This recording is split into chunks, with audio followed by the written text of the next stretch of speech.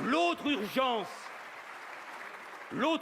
c'est de protéger nos compatriotes musulmans. Ils sont eux aussi inquiets. Des actes anti-musulmans, inadmissibles, intolérables, se sont à nouveau produits ces derniers jours. Là aussi, s'attaquer à une mosquée, à une église, à un lieu de culte, profaner un cimetière, c'est une offense à nos valeurs. Et le préfet Latron a en charge, à la demande du ministre de l'Intérieur, en lien avec tous les préfets, de faire en sorte que la protection de tous les lieux de culte soit assurée. L'islam est la deuxième religion de France. Elle a toute sa place en France. Et notre défi, pas en France, mais dans le monde, c'est de faire cette démonstration. La République, la laïcité, l'égalité homme-femme sont compatibles avec toutes les religions sur le sol national qui acceptent les principes et les valeurs de la République.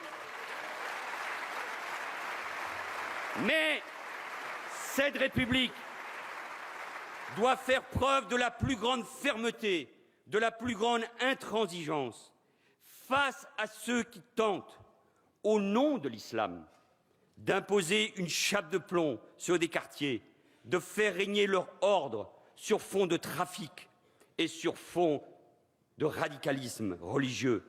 Un ordre dans lequel l'homme domine la femme et où la foi, oui, Madame la Présidente Pompili, vous avez eu raison de le rappeler, l'emporterait sur la raison.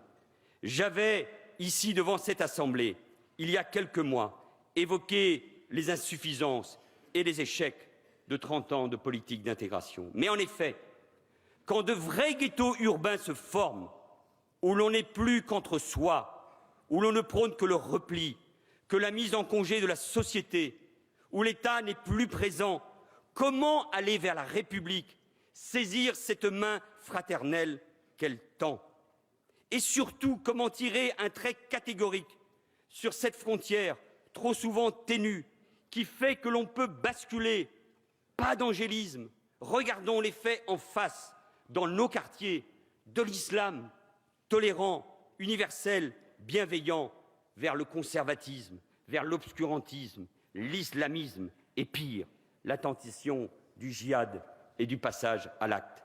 Ce débat, il n'est pas entre l'islam et la société, c'est bien un débat au sein même de l'islam que l'islam de France doit mener en son sein, en s'appuyant sur les responsables religieux, sur les intellectuels, sur les musulmans qui nous disent depuis plusieurs jours qu'ils ont peur. Je l'ai déjà rappelé, comme vous tous, j'ai des amis français de confession et de culture musulmane. L'un de mes plus proches amis m'a dit l'autre jour, il avait les yeux pleins de larmes et de tristesse, qu'il avait honte d'être musulman. Eh bien, moi, je ne veux plus que dans notre pays, il y ait des juifs qui puissent avoir peur. Et je ne veux pas qu'il y ait des musulmans qui aient honte, parce que la République, elle est fraternelle, elle est généreuse, elle est là pour accueillir chacun. Enfin,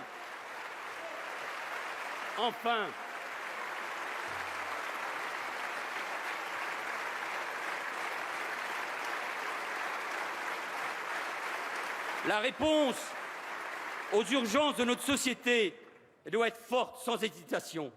La République et ses valeurs, et ce sont mes derniers mots.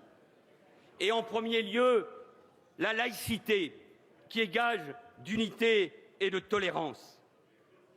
La laïcité, elle s'apprend bien sûr à l'école, qui en est un des bastions.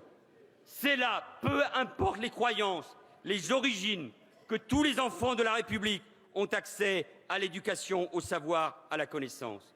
J'étais ce matin avec la ministre de l'Éducation nationale, Najat Vallaud-Belkacem, devant les recteurs de France.